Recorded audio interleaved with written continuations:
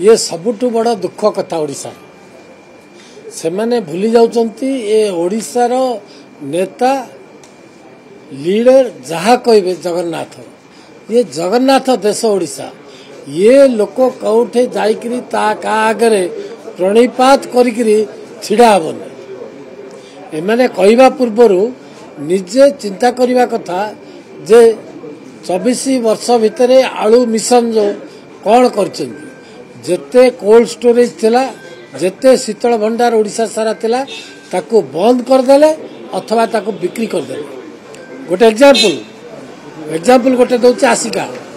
आसिका होची गंजाम जिलार केन्द्रस्थली से गोटे कोल्ड स्टोरेज थिला बढ़िया शीतल भंडार थिला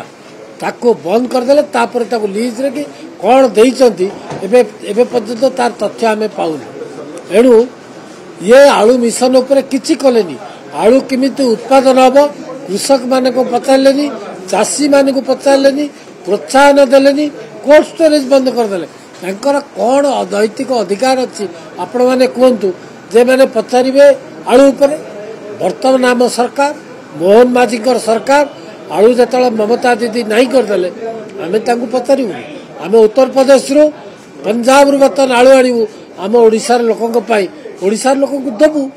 आ चाषी मिशन कथा चाषी मानकर आलू चाष किमिति हबो तांको सब्सिडी रेट आमे किमिति दबु चाषी माने हमर उपकृत किमिति हेबे चाषी किमिति भाबरे आलू उत्पादन करिवे से सब विषय वर्तमान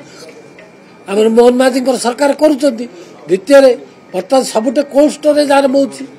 कोल्ड स्टोरेज काम सबुटे चलिबो वर्तमान आरंभ हबो सब प्रकार पदक्षेप आम सरकार मोहन माझीकर सरकार ये नौचंती आ ये जो कहते विरोधी दल वाला ये कहबे ताकर कामला किछ तो करना ना